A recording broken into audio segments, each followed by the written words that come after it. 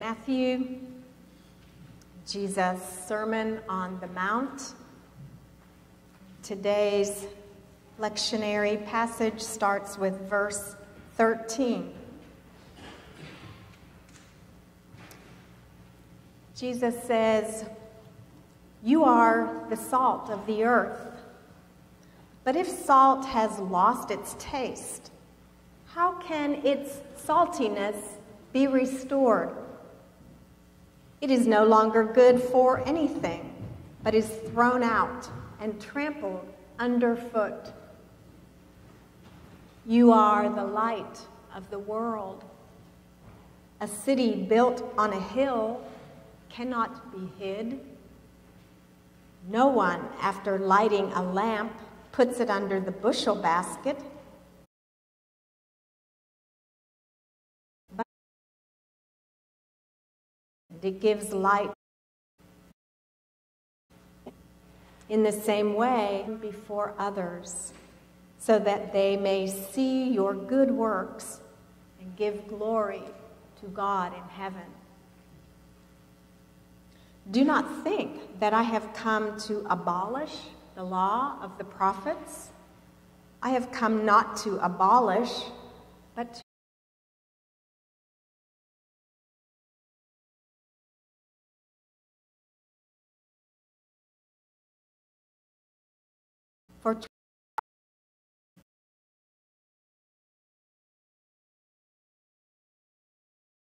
His command to do the same.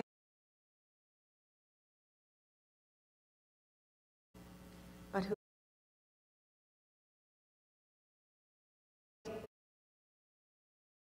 in you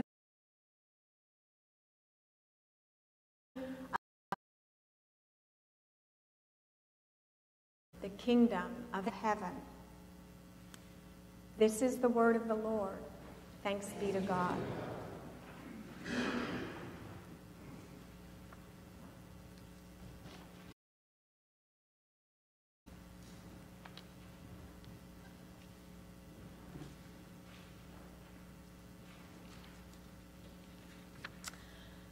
Following Jesus' vision statement in the Beatitudes, where the blessed in society are not the rich and law-abiding, but the poor in spirit and the meek.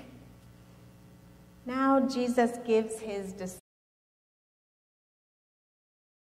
disciples, you are the light of the world. You should be salt. Follow me, and you will be.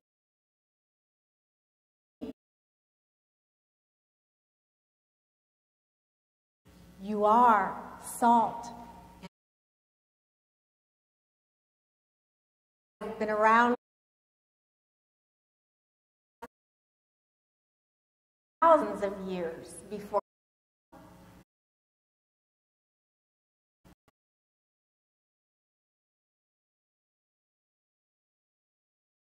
Vegetation. Someone isn't performing all time. In Jesus' time,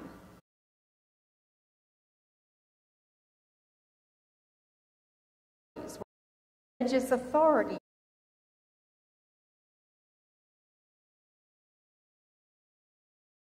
light takes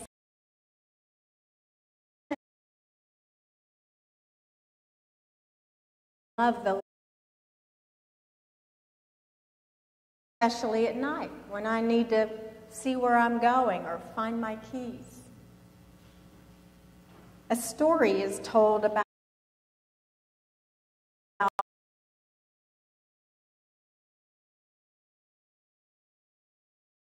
poor health.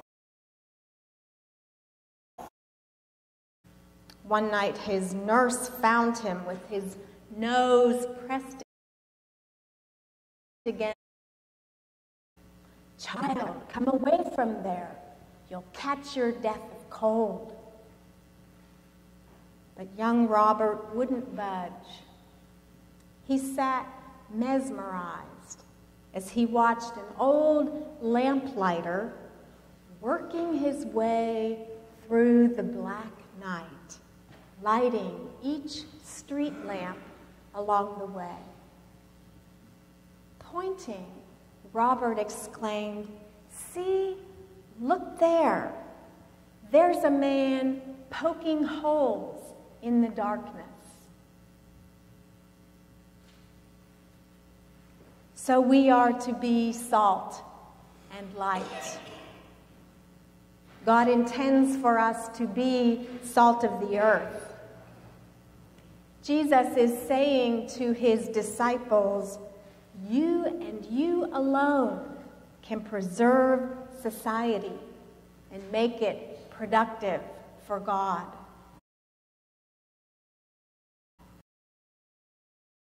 You alone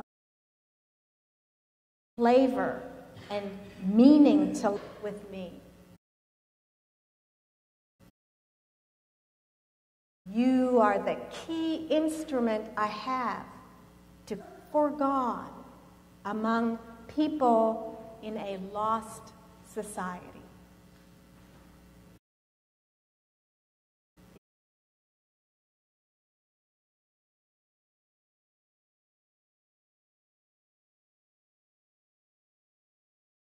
God intends for our world. We are expected to illumine others, to shine as we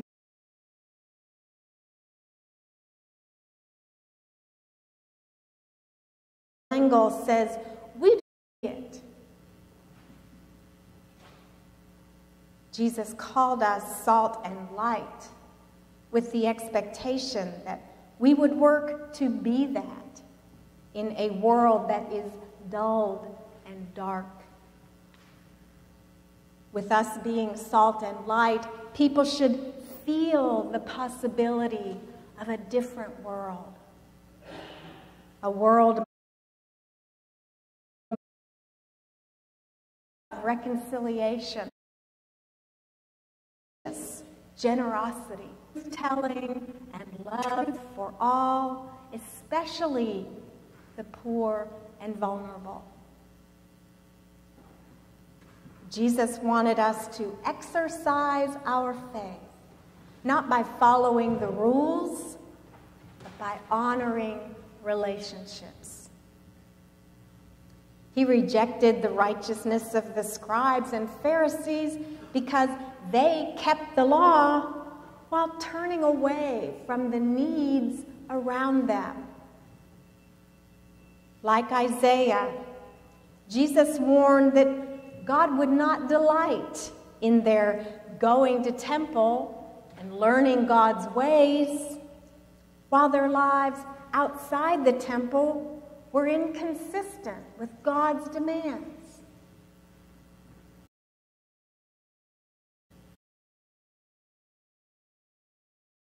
External. Look at the intent of the law, not just the words. They were not to serve their own interests, but to notice what mattered to God, breaking yokes and letting the oppressed go free. But how are we supposed to care about them? Some time ago, Ken and I, and I'm sure many of you, got hooked on a Netflix original drama entitled The Crown. It chronicles the life of Queen Elizabeth II from the 1940s to modern times. And one of the interesting episodes of the show featured then Prime Minister Winston Churchill. Pretty much historically accurate. London is taken over by a great smog, much worse than it was today. A combination the smog is, a combination of pollution and fog that became deadly. It was so thick. Though Churchill is alerted to the dire situation, he stubbornly insists that it's just the weather and it will soon pass. But when his beloved secretary is killed by a bus that couldn't see her, Churchill is moved enough to go to the hospital, and there sees the throngs of sick people needing that money be made available to the hospitals to care.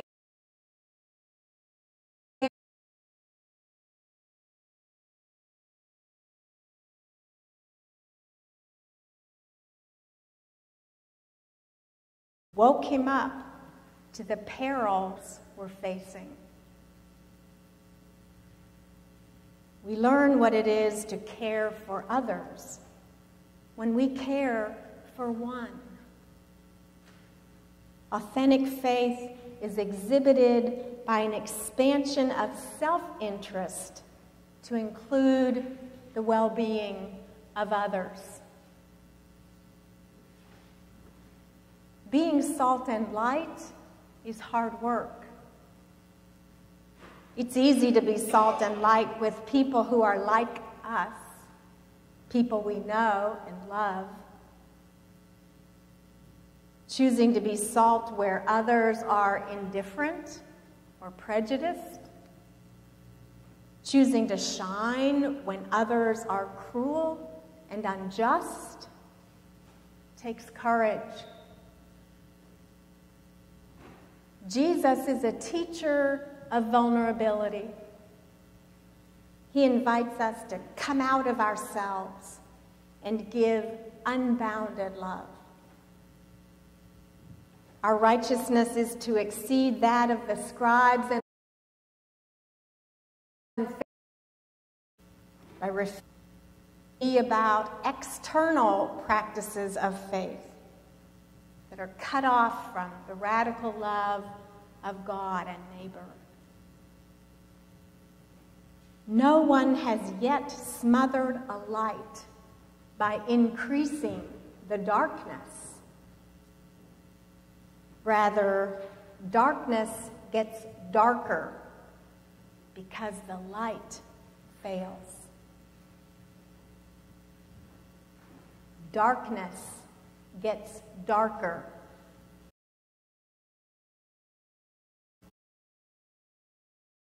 fails.